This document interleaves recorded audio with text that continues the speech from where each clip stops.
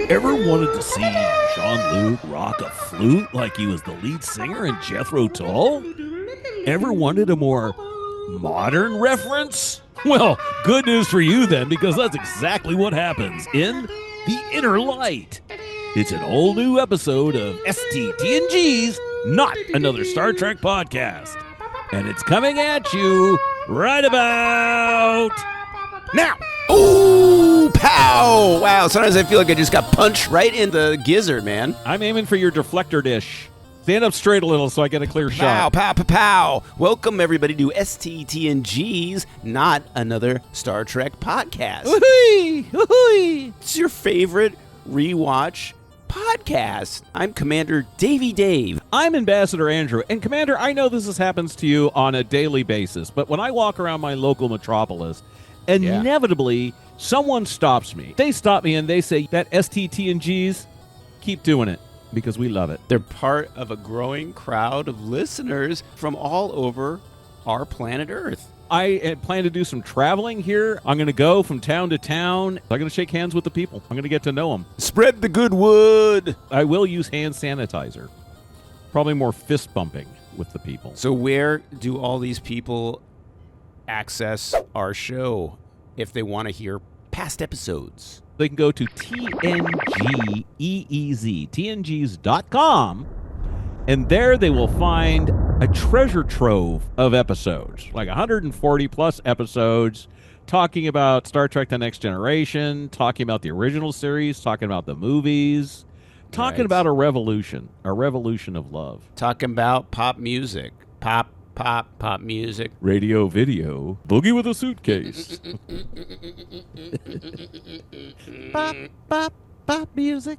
So this is one of the best episodes and one of the highest rated episodes of Star Trek The Next Generation ever. I'm curious to get your opinion about this, but I thought this was a really excellent episode. It's The Inner Light. It's episode 25 of season 5. It is definitely one of the most esteemed episodes. It's a Patrick Stewart tour de force, and of course he is obviously an amazing actor. I'm not going to say whether I think it's that great an episode or not.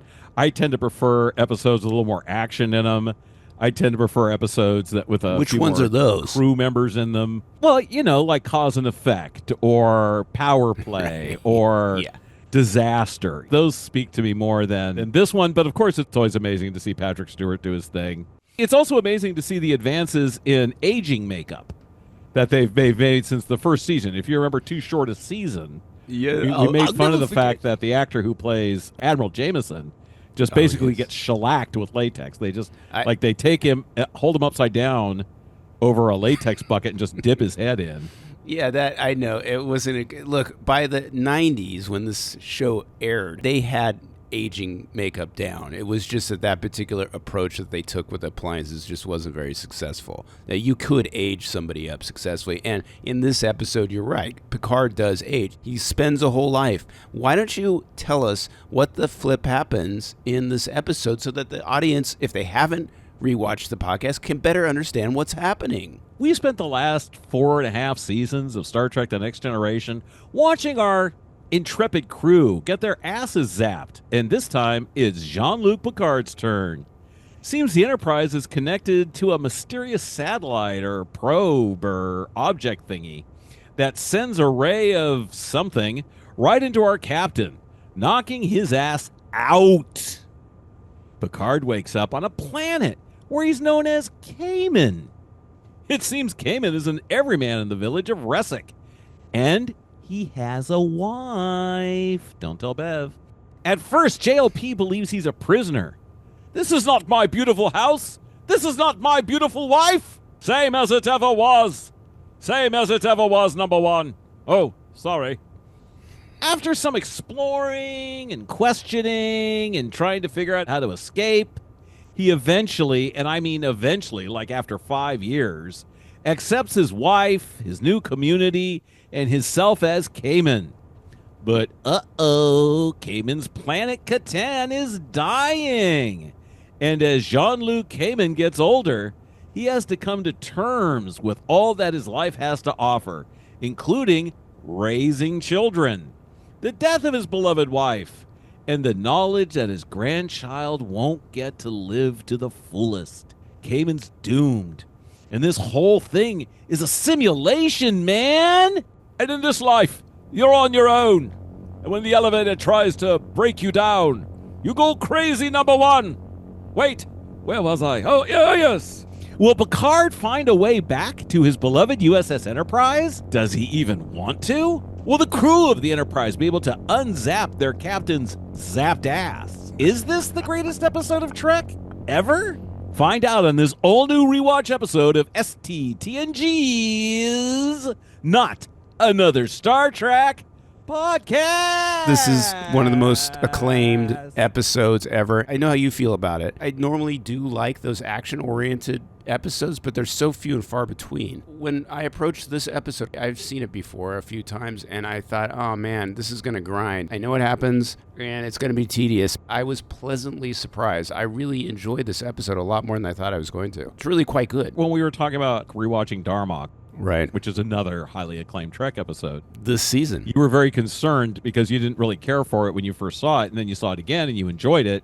What do you think makes you change your mind on these? I think a lot of years and maybe understanding these stories better. The construction of this story is really complicated and really interesting. When I was thinking about it, I was just thinking about the surface stuff, the idea that he's going to live a whole life. It just seems so high concept.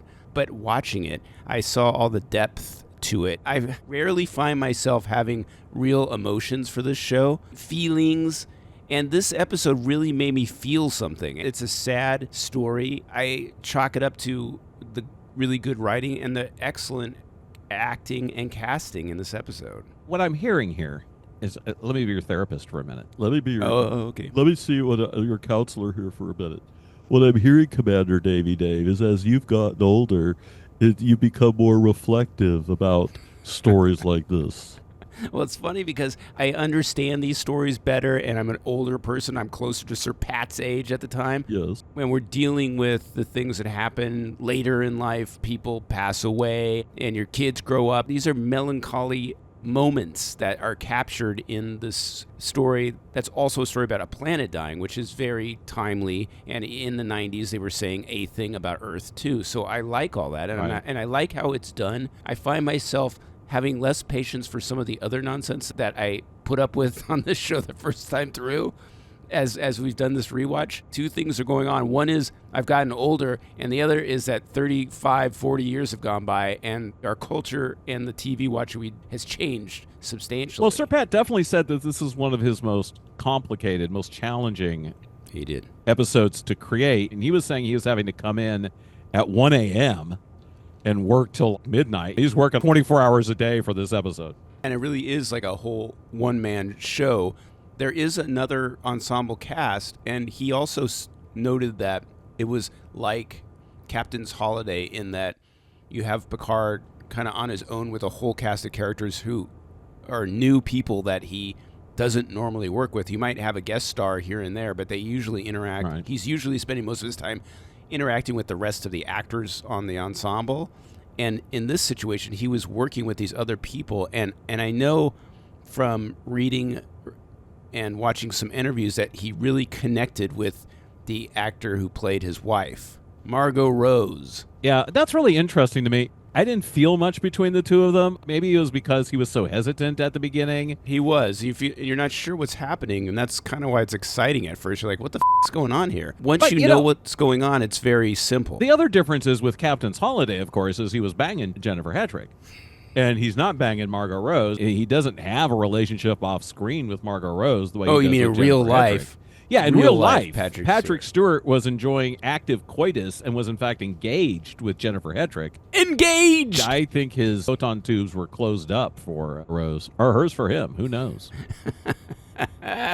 When he says some of these keywords like engage, do you think in regular life he has a hard time saying something like, would you like to get engaged? I know he's a fine actor and everything, and he can turn this whole show off. I totally get it, but do you think he trips over some of those words that have become catchphrases for Picard? Jennifer, I have something very important to ask you, and I'm going to do my best not to use the word engaged. Jennifer, I told you this is not how I like my grilled cheese. Make it so. And I'm not going anywhere near Earl Grey tea. I'll tell you that. I take an English breakfast or nothing else. My tummy's a little rumbly. Where's my chamomile? And don't just pour it in and take the bag out. You have to let it steep. You make it so. Come. Look, I've been down here now for 20 minutes. Come. I have a one-man show to do. So it is all on this other planet. If you haven't watched the episode, please just don't pause our show. We'll listen to our show, then you can go watch it. I don't want to lose any listeners like that. It's worth a watch if you've never seen it at least once. Picard is what he thinks he's down on a planet, but it's a simulation. And then we cut back to the crew who is dealing with their captive captain who's unconscious on the bridge. They're cutting back and forth. This is another situation where they seem to remember that they have other people who star on this show. It's kind of like Darmok. In Darmok, the rest of the crew is spending their time trying to get the captain back. Right. And here in the Inner Light, the rest of the crew is trying to spend their time getting the captain back. All they do is run around and worry and try different things. And in Darmok, Riker and Worf have this plan that ends up getting the other captain killed because they're trying to lift Picard out. In this one, Riker and Worf have a plan that almost kills the captain. Captain's hooked up to this beam, and they're trying to sever it, and when they sever the connection, the captain starts going into arrest. He's in trouble, and Beverly was saying, let's not do it. They don't listen to her. It does say something about Team Worf. Team Worf and Riker are terrible. They're absolutely terrible. I get so nervous every time Riker's in command. He's either shooting giant beams at Locutus, or he's killing another captain in Darmok. Yeah. But in this one, Bev's like, don't do it, don't do it. And Worf's like, let's fucking do it. Terminate that beam. Hey, Worf, the first thing Worf wants to do is phaser the shit out of that probe, right? They're really good at killing Skeletors on the holodeck together when they do their calisthenics program. And Riker's in command for like 20 minutes. Because remember, the whole thing, it's 25 minutes that Picard is under. Riker's in command 15 minutes in. He's like, the beam. Yeah, I'm Commander William Riker, and looks like Picard's never going to retire if I'm ever going to get in that big chair. It looks like I just have to cut that beam. Sometimes when they do these sort of simulation shows, they make the amount of time coincide with the episode length. Yes. They did not do that here, and it doesn't really matter. The idea is it's supposed to be amazing that Picard lives a whole life. He's learned things. He's become a different person and absorbed this culture. That's what these people are trying to do, is send this message that's a simulation of their culture so he can carry it on. And he's lived a whole life. It's supposed to be amazing that it only took 20 minutes of real time. Well, but it makes sense storytelling-wise, first of all. When I first saw it, and I do remember the first time I saw this episode, I was like, oh no, are we going to spend like the whole episode with him going, I don't really live here. This is not my home. I need to get to my home. Because we've had episodes like that before.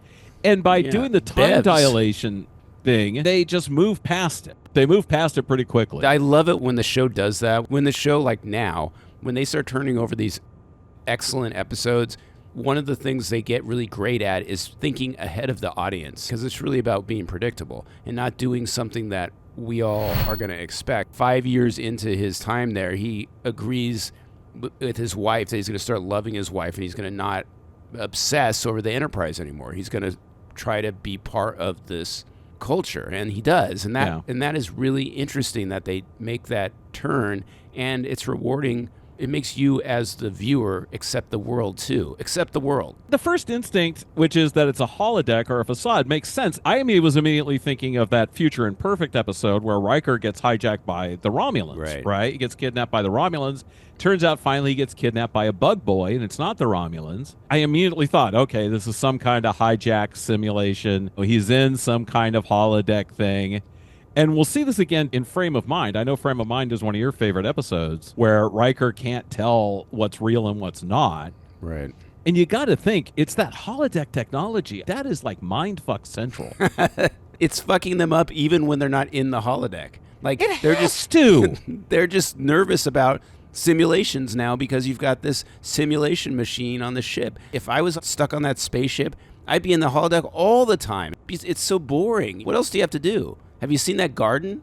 That last episode, they were in that garden? Yes, the botanical garden. I mean, the garden is boring. With the woman in the overalls? Yeah, it's How can you know what's real on this ship sometimes when it's absolutely possible to have someone like Q come up and manipulate reality? When it's absolutely possible to go Right. walk into a holodeck and a completely different reality. Do you remember where Silence has Lise and Nagilum creates duplicates of Troy and Data to go see Picard? Oh, that's right. And he's like, oh, wait a minute, you're not the real one. If that kind of shit can happen all the time, Picard should just like wake up on Catan and go, oh, this again. Ooh. All right, who do I bang? Now where the fuck am I? You know, we're in the 2020s. If our era is changing the perception of it, I mean, I never imagined that we would get to a place where there would be something like a holodeck. I always thought that was so far in the future. And now we're constantly being fed things that aren't real.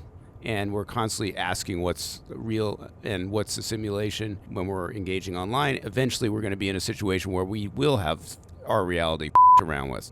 I just don't know if we were thinking that at the time. Zuckerberg's plan was to give us all VR goggles I know. and have us enter the metaverse. There was this idea, and maybe it'll still happen, that we would wear these glasses and there'd be these overlays where you could walk around town, and if you didn't like your town but you wanted to live in steampunk California, then you got the steampunk overlay. We're at a point where these are realities, and we're talking about robots now that are a reality. $20,000, you can get a robot in your home to help you out. A little proto-data will go in there and do your dishes for you. I wouldn't mind having that. There's no way in hell, because there's no way in hell. You sit there and say, look, Twiggy, I appreciate you doing the dishes for me, but you didn't get all this oatmeal off the bowl. Bigga, bigga, bigga. Die, flesh sack. Bigga, bigga, Exterminate. bigga. No, thank you. Yeah, I know. This is how it starts. This is Planet of the Apes, man. My phone is listening to me all the time. My phone is trying to trick me, and I can't imagine having a phone that could walk around and have hands. I mean, that's just pretty scary. Do you remember how Planet of the Apes happens? Like some sort of virus wipes out the cats and dogs, so they decide to domesticate apes. Oh, that's right. And then they figure out, oh, look, these apes could actually be trained to be servants.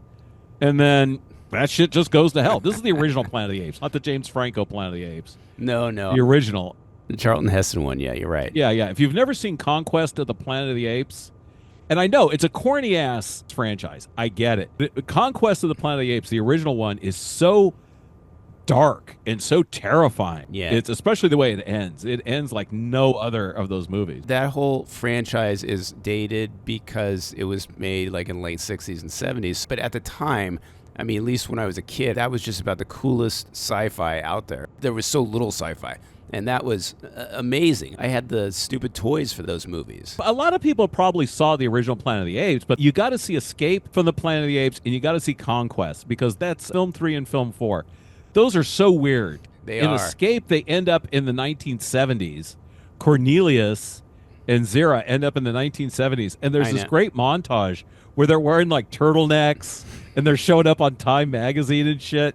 You got to see that. It's so great. It doesn't make any sense how they get back in time, because the whole idea with the Planet of the Apes is that the astronauts are somehow Buck Rogers into the future. Right. They somehow are in some kind of stasis that they don't know about, and they show up in the future, which what they think it's another planet. Spoilers, right? Somehow the two apes, Zora and Roddy McDowell, go backwards. They they go backwards because but I love it. I don't beneath care. Planet of the Apes, the remaining humans who are mutants have a nuclear bomb. Yeah. And they blow up the Earth, and blowing up the Earth sends the rocket ship back into the past. Whoa. Then we go all the way full circle to Battle of the Planet of the Apes, where you see the mutants, but you see them before they become mutants. Okay. You got to watch the whole thing. Do it, people. Our Planet of the Apes podcast. That's next. We got to do it. The Earth blows up, and then these two apes go flying off in their spaceship just in the nick of time.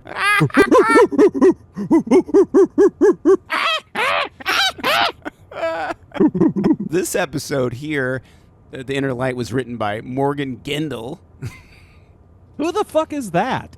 Why are you even mentioning him? Do you owe him money or something? Because I'm bringing it up because Gendel. I'm bringing it up because he wrote a bunch of Trek, and he won a Hugo Award for this episode. Oh, did he? I'm glad someone won an award for it. Absolutely. Hugo's the big shit in the sci-fi universe. It's the big sci-fi award. Interestingly, this was interesting to me. Maybe it won't be to you, but he was planning to name all of his Trek episodes after the B-sides of Beatles songs. Yes. And so the Inner Light is the B-side of Lady Madonna. Wow. Wow. Okay, I knew that would thanks. bore the shit out of you. Thanks, Dave. I thought it was interesting. Let's talk about the tech on Catan. That's the Catan is such planet. a weird place to me. It's so odd. I don't know how carefully they thought this out. I think it's one of these things where they think it out just as much as it fits the plot. Yeah, enough. You know, they're not going to world build that much. Explain their tech to me so they can do a very sophisticated space probe that'll penetrate the shields of the Enterprise, I know. hijack Picard's mind, thwart Bev, but they don't have space travel and no other vehicles that I could see. I really like this episode as far as things not making sense. They could have done a scene with some kind of tech that was more advanced than what we have here on Earth, because they look almost like a pastoral society with a little bit of a city kind of in the background. Griffith Park is where they Griffith shot Park. the one exterior shot that they put a mat on. And what is up with this Southwestern decor? I don't know how many times we've seen Southwestern decor and architecture in Trek now for these planets. This is like Catan, New Mexico. These set pieces look like parts of other things that we've seen. It looked like... Who watches The Watchers? So it looks just like the colony in Ensigns of Command. Oh, there When it Data is. goes down, it has to convince those people to aqueduct. It's the same kind of architecture. It's the same kind of architecture we see in Insurrection. Oh, jeez. Well, Insurrection, there's no excuse for that in Insurrection because they had a motion picture budget. This show makes sense, okay? They have these set pieces and they have to repurpose them. So they're all going to kind of have the same look. And we're in the 90s. If you look at the decor on the Enterprise itself, it's like a futuristic living room. You've got wood, you've got carpet. This is their future. Okay, fair enough. I mean, but it's just such a weird thing to latch onto. If it's supposed to look like the future, instead of looking like when you see other future layouts, other future houses, there's always that sort of that whiteness to it and that curved aspect to it. But these are all like these weird Adobe huts and shit. I mean, it I just don't know. the stucco is strong in the Star Trek universe. And this is one of the things that I instantly thought of, like subconsciously. The first thing that came to my mind was that city and that set and how you're supposed to believe that this world is amazing enough that they need to capture a Starfleet captain's brain and do an info dump into it so that it will live forever. I remember not being really wowed by the look of it. I got past all that because I thought the writing was so good and the acting was so good. I stopped thinking about those things during this episode. It makes sense to me when you think about the fact that the reason Catan is dying is because apparently the sun is sterilizing the soil. Like they're having too much exposure. Like there's something wrong with their ozone layer or something. Your O-ring again. The O-ring is blown out. So the sun, you're supposed to think about the desert because the sun is relentless or whatever. Okay. Well, I just that don't makes understand sense. why it shows up in other places. It kind of makes sense here. And they're always outside. There doesn't know. seem to be any weather. It never seems to be raining or snowing or anything in Catan. Well, that makes sense now that you paint it like that. But the other part of this, I lived in Southern California for most of my life. And I want to tell you that when I was a kid and you live in the place where they're shooting the television shows. Yes. I mean, and I know this is a very snobby California thing to say, but you're watching this show and you're going, oh man, it kind of ruins the reality of it. At the beginning of MASH opened up and they're supposed to be in Korea, right? But you're like, that. I pass that mountain every time I drive out to see my grandparents. It's like, they're not really there. And of course, so you know that, like growing up, that's the way it is. And please, people of Los Angeles, don't take this too hard.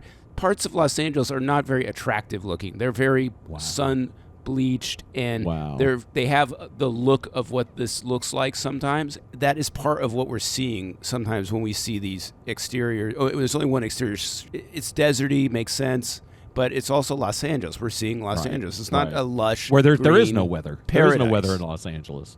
It's always the same weather. Yeah. And that's why Hollywood is there in the first place. Originally, silent films needed to shoot in broad daylight because they didn't have lighting, and they had to expose everybody moved to LA, and that's how the studio started, if you didn't know. Hello, Clovis Tang, agent to the stars. Which supernova is blinding me with their brilliance today? Clovis, it's me, Sir Pat. Oh, Sir Pat, always a pleasure. God, I have to remember to let Madeline answer the damn phone first. Yeah, how can I help you realize your dreams today, Sir Pat? You don't talk some drivel, Tang. Look, I was just watching an episode of my show. The space one, you know, of course. You mean Star Trek: The Next Generation? Of course I know it, Sir Pat. It's the only show you're on. And whose fault is that? You jackanapes? Why do I even pay you? Now, Sir Pat. Let's not get hasty. All right, Tang, calm down. As I was saying, I was watching my show, and I noticed that there are entire episodes that hardly have anything to do with me. I may make an appearance, deliver some homespun wisdom, or a charming jape, but the rest of the episode is about the robot, or Troy, or even worse, some unknown toddler sitting in the murder, having an imaginary friend. What sort of madness is this, Tang? Well, the show is an ensemble cast, Sir Pat. You know you have other actors like Brent Spiner and Marina Sirtis. They have their contracts too. And those tedious tykes! Why are they hogging my precious screen time? No one is tuning in to see them. Indeed, if viewers have tykes of their own, I'd wager they're watching to escape those little vermin. That's what I do. Squirt a little Benadryl down their filthy gullets and enjoy a delightful episode of their favorite captain. Is this about having so many kid episodes this season? Indeed it is. This is Star Trek. It's a thrilling space adventure, not some family drama or silly Saturday morning kids romp. This is serious acting. No more children, Tang. I managed to get Famke Janssen on there as your mate, but I see that wasn't enough. Okay, how about an episode all about you? This will be an all-time classic. Sir Pat, Tour de Force, where you live a totally different life on another planet. And it's all about me, you say? Oh, sure. All you. Sounds promising. Any chance I might play the flute? The flute? Of course! Riker has that silly trombone! I want a flute! No children, Tang! This is all about me! Okay, whatever you say, Sir Pat. Oh, except it's my week to have my son! Put him in it, won't you? Childcare fees are outrageous in Los Angeles. Hey, isn't your kid like 30 years old? Just do it, Tang! Picard out! Ugh, I have to find an assistant before he gives me a coronary. And can I bring up a topic I haven't brought up in a long time? What the hell are these people wearing? Oh, you're back to that, huh? I'm back to that. Did you see those outfits, though? When Picard first wakes up as Kamen, the pelt's on display.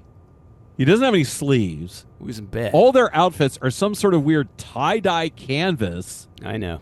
Yeah. And those pants, the puffy pants. What is with the jodhpurs? I don't. Are they a bunch of equestrians?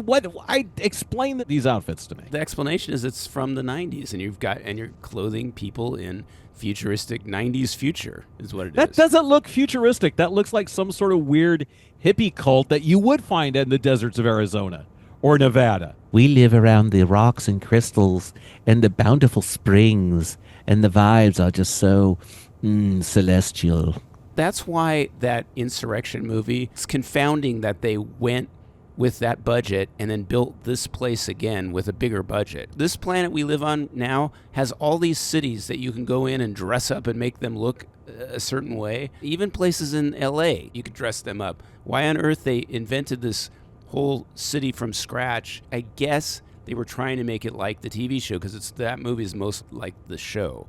I also don't understand why in Insurrection, and I think we talked about this in Insurrection, they made the village, the colony, look like an outlet mall that you would find along the 15 freeway here in the Inland Empire of Southern California. It's all budget. They had a budget, but they didn't have a budget to build this epic city, and this is way before all the CGI stuff, so they couldn't do all the things that Abrams did, 20 years later or 15 years later when he reinvented the franchise, making these phenomenal looking Earth sets. These Earth sets that look just such a dystopian, business dystopia. Oh, yeah. Even in the Picard series, I don't expect them to go shoot in France, okay? But they still shoot in Southern California. Sure. Chateau Picard. I mean, why doesn't the whole planet look like Chateau Picard? Well, it does. The Picard show, it's a modern show, and it looks very good. I'm just being picky because I know what Southern California looks like is all. I'm really sort of curious about this probe. I think the idea is sort of great. Little time capsule or probe. You stick it in someone's head. But did it choose Picard, or was he just, they saw the bald head, and they figured, let's bury ya.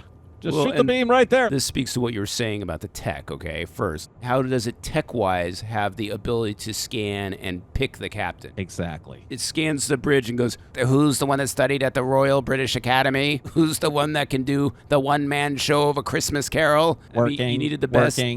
Looking for the smoothest surface. Chicka, chicka, chicka, chicka, chicka. These are all good actors. Any of them, it would have been a different take, but any of them could have done this. It could have been any of their story. It's just that Picard. So I guess that's the question. So interesting. Is like, how much is the probe and how much is Picard? If it had entered, for instance, Riker's brain, would he be satisfied? If it had entered Bev's brain? This is a society of all white people again, and I thought it would be funny if the first thing I was thinking when he lands in this place with all of these white people, would it have been funny if he went to Luton's planet and he woke up on the planet from Code of Honor. Code of Honor. From the most offensive episode. An episode so offensive that members of the cast, the main cast, are constantly petitioning to get that episode banned. Oh, they're trying to get it banned? Yeah, Frakes is very vocal about the fact that he thinks that episode should be erased. A lot of the staff thought that too. I know about being erased. The third episode of the first season, and the crew lands on a planet that's inhabited by dark-skinned people who are supposed to be some kind of variation of some place in Africa, which is a pretty big place. It is one of the most tone-deaf, offensive episodes. It is. And the people on the planet behave very badly. And I remember watching that episode as a young person, and it's not just aging. It was offensive when I watched it. The amazing thing, of course, is that it's the only example of a majority people of color planet we've been to and will go to in this entire 7-season series. And never once do they think to themselves, we might want to revisit that and maybe do it a little bit better this time. I think they were so afraid of it. They're just like, hey, guys, listen, the galaxy's full of white people. Let's just play it safe. Where no man has gone before. What are these? Black people? So exotic. You got people that are blue-skinned and breathing weird pink fumes. It's a harmonica strapped to their face. Nobody bats an eye when that dude walks by. But having a whole planet of non-white people would be really weird, man. It's just like a whole planet run by women. What's next? I'm sorry, I can't watch this show anymore. That's too crazy. Listen, this is also in an era where the people went bonkers a couple years from now in the 90s when they had the first female captain. They were like, people were petitioning against this stupid show because they couldn't believe in the universe in the future that you have a ship run by a woman. You could totally see where the show's trying to be as careful as they can now that they made a few missteps here and there. And I'm not trying to defend it. They should have obviously had more diversity on the show. I mean, but you could see what's driving this stuff too. But is this world of Catan, is this life of Cayman, is this what Picard secretly wants? Yeah, he wants like a wife and a best friend and some kids. I have to point something out about the wife, Eileen, played by Margot Rose. Yes. The friend Bataille, played by Richard Reel. He's a very distinct character type. He's very distinct looking. He's the guy you get when you can't afford Wilford Brimley. You call this guy up. You're like, how's that diabetes going, Richard? He was good, though. The actor was good. He's a guy that you've seen his face. It's so distinct. I've seen him in a bunch of stuff. I've seen a million things. Yeah. But you know what? One thing you've seen both of them in? Oh, I please tell me. Please. L.A. Law. Oh, my God. L.A. Law. It's back, baby. Oh, L.A. Law is back. Do. Get that clip out, Dave. I love that the show starts with Arnie Becker slamming his trunk. It's like here we go, we're doing it. Dunk. It's like that. It's like the Law and Order. Dunk dunk. Oh man. So yeah, I mean, what's funny is that he wants kids in this world, but He doesn't really want kids in his real life, so I could see where that's part of the simulation. He's not the leader of the community either. He's not the captain of the town, right? He's just a guy that's trying to help. He's a hump, yeah. It's not really him, and this Cayman wants to learn to play a flute. This invention of the flute is so interesting. It's the thing that ties together these time shifts that happen. You keep coming back, and this is, I think, the reason that you need to go out of the simulation for this show. Right. Another show might do something where the character finds himself in another place in time, but you're supposed to believe that he's really aging, like he's living a whole life. To do that, you really need to cut away to the crew trying to fix him. Right. When you go back in, then all these years have passed, like 5 years at first, and what they use to gauge the time is his makeup, of course, the fact that he's having kids, and this flute. He's getting better and better at playing the flute. It made me laugh when they were having the ceremony for his new baby son, and he's playing the flute, and everyone's there listening to him play the flute. I would be the guy in the back going, Jesus Christ, really? Really? It's almost as bad as, remember in Masterpiece Society, the entertainment for everybody was to watch some kid play a piano, and they're sitting there watching this kid, and just like, oh, come on. This is the best our eugenic-based society could come up with? What fresh hell is coming next? Wouldn't it have been funny if instead of a flute, he was a DJ and he had a turntable? And every time you go to him, he's like, yeah. When the baby's born, because he's playing the flute for his second child. He's already had a daughter. And he's really mixing. He's like, it'd be great if he had like a giant dead mouse helmet. yeah. He's dressed like Daft Punk or something. Right. Crusher, Crusher. What is this? Wait. What? This is tune I keep singing. I don't know what it is, honey. Crusher, Crusher. Cayman, who's this Crusher, and why every time that we mate to have a child, you make me wear this red wig? Ooh, I killed her husband on accident. It's a long story. She's got this annoying kid. Okay. He should have run faster. I told him double time it. Crusher. Well, speaking of the kids, did you note who plays his son? Yeah, his son. His son plays his son. Patrick Stewart's real life son. What I liked is the hair. Yeah, absolutely. He has the exact same hairline. I was thinking, wow, he's got some pretty good hair. And then when he ages up, when you see the son older, then you see his real hair. Oh.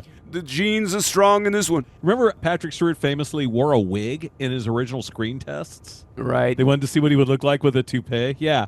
I wonder if that's the same one. He's like, son, here, take my toupee. Borrow my toupe. Gene didn't want Patrick Stewart for this role. He wanted Minnie Driver's dad from Grosse Pointe Blank. Yes. He wanted this commanding... Mitchell Ryan, the late Mitchell Ryan, God rest his soul. Yes, he wanted this commanding, stoic actor to play this part, and he didn't believe that audiences would accept the baldness. And I love that they took that risk and they went with Patrick Stewart. Of course, everybody does. Who would say that? At the time, I remember watching this as a kid, and I come from a family with a lot of bald people, okay? It's not startling to me, but when I saw this bald dude, I was like, what? I can't believe they're doing this. It blew my mind. I've never seen... Hey, it's me, Gene. Caw! Oh, The great bird Gene, of are the you galaxy. kidding? I've been in heaven for quite some time now, but I gotta clear something up. Caw! It wasn't so much that he was bald. I just didn't want some British fop. I wanted a real man, like William Shatner. Caw! Caw! I wanted a man who looked good without his shirt, all doughy and clean. Caw! Caw! Not like this hairy Brit. Maybe that's what sold him. Gene's like, hey, let me see what you got underneath the hood there. And Let me massage your pelt. Hey, this is real. This is not like Shatner's hair at all. Caw! Caw! listen, Gene, what I lack on the top, I make up for right here, right in the chest area. You want to see? Look at this. It's downy. It's fluffy. I had a pillow made out of it. Now it's in my coffin with me, under the ground. I'm going back to heaven now. Caw! Caw! Oh, Bye, jeez. Gene. I Bye, hope Gene. I hope nobody from the Roddenberry estate ever listens to the show, for God's sake. Nobody listens to the show. Nobody from the estate listens to this fucking show. I would like a pillow made out of that pelt. I mean, it's probably really soft. Maybe that's going to be getting for Christmas. Uh-huh. He lives a whole life, and then the people who have passed away in the narrative that he's absorbed in, his wife and his best friend who died before his child was born, they come back and they're young again, and they're telling him what the f***'s going on. They're like, hey, we wanted you to experience our culture and all that. So he wakes up on the bridge, and Stewart is really disoriented. Picard is disoriented. And it's a great moment. This makes the whole episode to me. I'll be honest with you. I think this is a fine moment. And the acting is so good. I love when the fact he sort of sits up and he looks at Riker. And if you didn't catch this, watch the episode again. He's startled to see he doesn't Riker. know where he is. Yeah, and it's such a subtle moment. It's such a quiet little moment, but it's so effective. And also Frakes does a good job. You know, you always think about the other characters kind of reacting to him or having to play against him, but Frakes actually has his hand on his shoulder. He's like gripping him because he's worried. You can tell he's worried about him, the way that he's playing. And he's worried about, our captain. And these people barely touch each other for as much naked mud bathing as they like to do. They barely touch each other in the future. That was a moment they have. And then there's this excellent scene at the end, which is so poignant and so well done, where Stewart is in his cabin. You can tell he's disoriented still, and Riker comes with something that they found on the probe. Yeah, he comes with the flute. It's in a box. It's nicely done. Picard opens it up and sees the flute, and Riker's like, ooh, what the f-?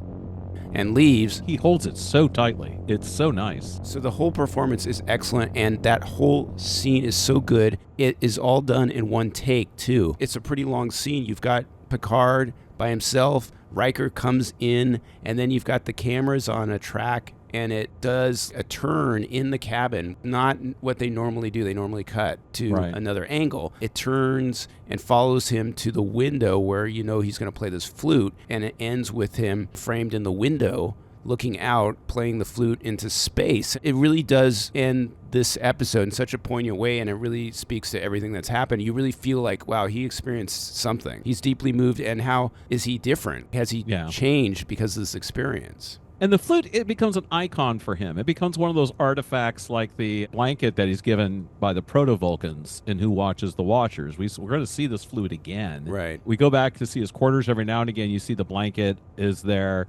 We're going to see this flute. There's an episode next season called Lessons where he has a relationship with someone on the ship. She has her instrument, and his instrument is the flute.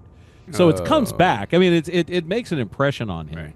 Hey, guys, we got to dress the captain's set. Where's that blanket and where's that goddamn flute? I really wanted a follow-up to this episode because the whole thing is he's supposed to tell the story. He's supposed to tell the story of these people.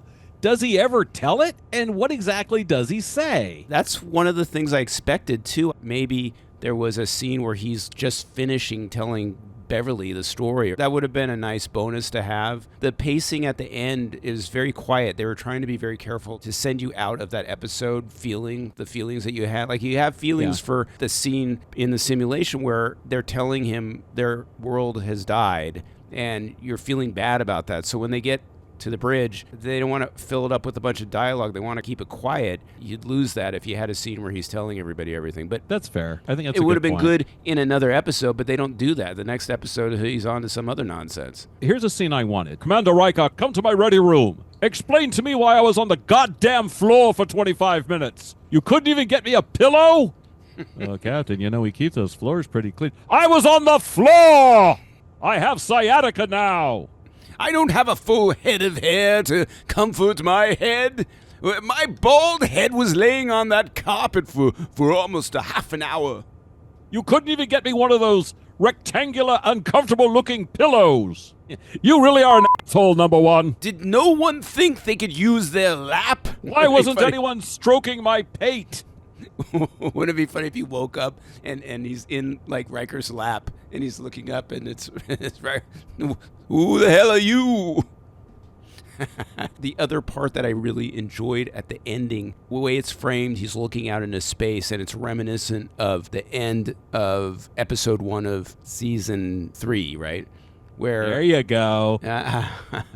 all the Borg business is done and he's been unborgified, and they leave you at the end of that episode with him staring off into space, and he's looking like it's with him. He's definitely looking contemplative here, which I appreciated. Yeah. And you're right. It's a good way to end the episode. Again, they don't pick up on it the way we wish they would pick up on stuff, and I guess that's fine. We just got to get over it. It's an episodic show. But you know what they're going to pick up next time. Ooh. And next time, season 5 is coming to an end, Dave. I can't. I feel like we've been in that cause and effect or something. I feel like we're just in the season over and over and over again. It seems like it's taken us like 2 years to get through this one. Maybe it has. Maybe it's a time dilation. Maybe the real Dave and Andrew are back somewhere aboard the Enterprise, and we just keep coming back. Next episode, we have the cliffhanger times Arrow. And I don't have a great memory of this one. I believe you said you don't remember it at all. Yeah, I'm pretty sure. I don't remember it very well. Well, we're going to remember it together next time then, aren't we? I love that. If you loved what you just heard and you want to go back and listen to some of our past episodes from the past 1, 2, 3, 4, and now 5 seasons, where would you do that, Andrew? You would go to TNGeez.com. TNGeez.com. You can also find us on social media, Facebook, Instagram, Blue Sky. We got a lot of content out there for you. YouTube. We're pumping them out there, man. Good times. Oh, yeah, there's a lot of content. We're generating a lot of content. I would like to agree with that. I'm Commander Davey Dave, signing out. And I'm Ambassador Andrew, thanking you again for spending time in your only life to enjoy our foolishness. Hey, let's go mind the store. No flutes were harmed in the making of this episode. That's not true. The captain blew a mouthful of stew right down my flute esophagus. Shut up, flute. Just shut up. The captain's a flautist. Wow, how sophisticated.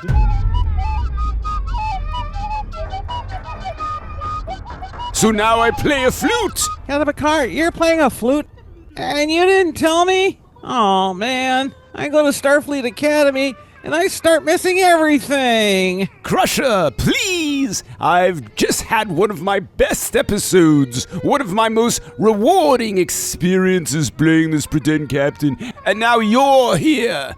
You're really killing my mellow. Let me bask, Crusher, for at least a moment before I have to listen to your dribble. Oh, there you are, Captain. I was coming to tell you that your performance in The Guiding Light was honorable. Oh, for Pete's sake, it was the inner light.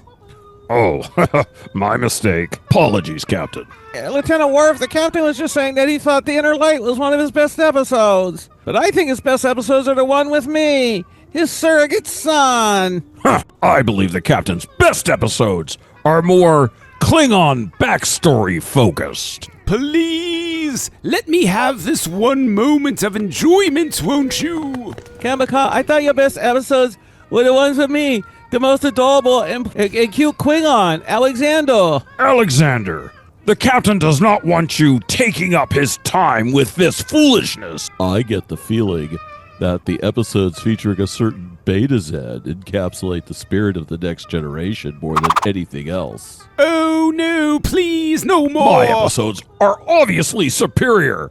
They focus on honor and my ability to redeem my family. My bad because I'm precocious and I get sit in mud. Everybody like it when you sit in mud with a naked old woman. I'll tell you whose episode's the best. Don't mind! Anything featuring a Ferengi because we love gold! Why can't I just enjoy myself for once? And why can't I watch myself just grow old? All right, and Captain Picard, when you get to be my dad, that's when the episodes are really good because everybody loves that you're my dad. What's next anyway, so I can get to my cabin and have some Earl Grey hot? It's the season ender cliffhanger times Arrow on the next exciting episode of TNGeez, not another Star Trek podcast. Picard out!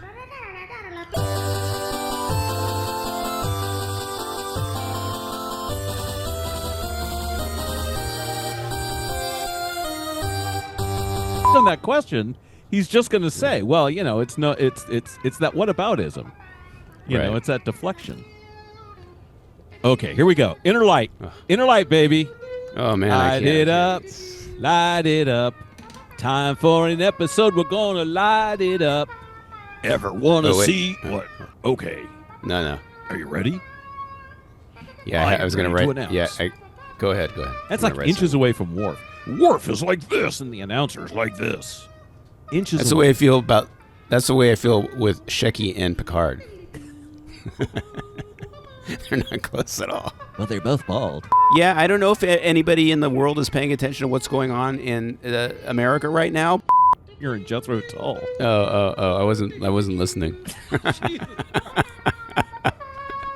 It was because I was writing the ending bit. Oh, yeah, you know, I could listen to the show, but why bother? You're just like my wife. She didn't listen either. You know Good what's show. hard? You know, it's really hard sometimes to listen to you speak on the show. It's a little too much.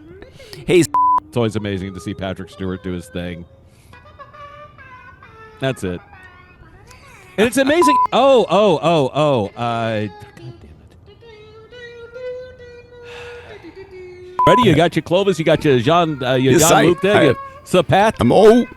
He's always a vil. He's all. He's There he is. always There he is. available to Get your suede jacket on and your turtleneck sweat on. You're right. Okay, I'm Clovis really Tang. leaning into. Clovis I'm Tang. leaning into that jacket for sure. Okay. What are the Worf responses you need for the Iborg cooking bit?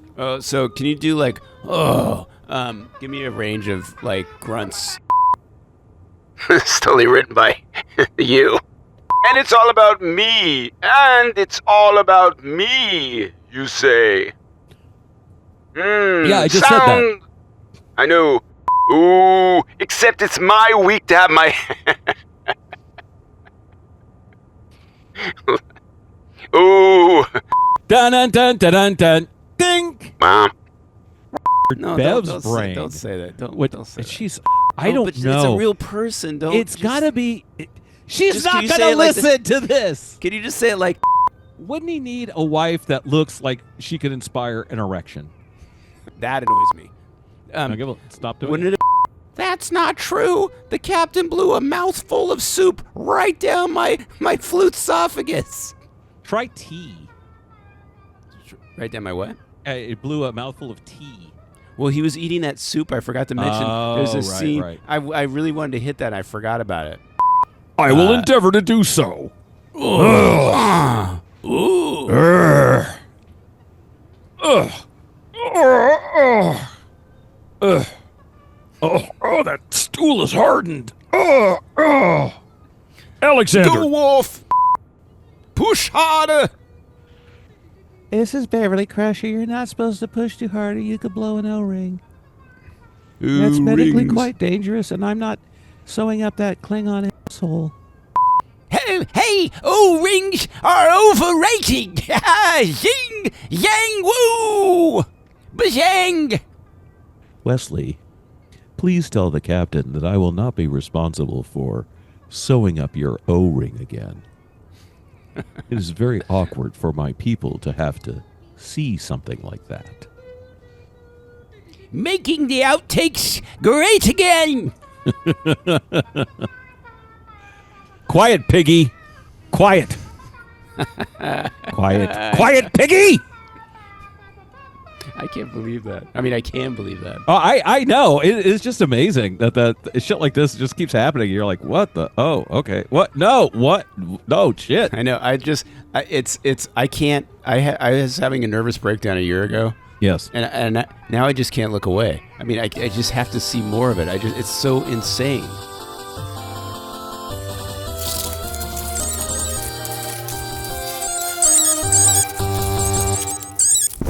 Call!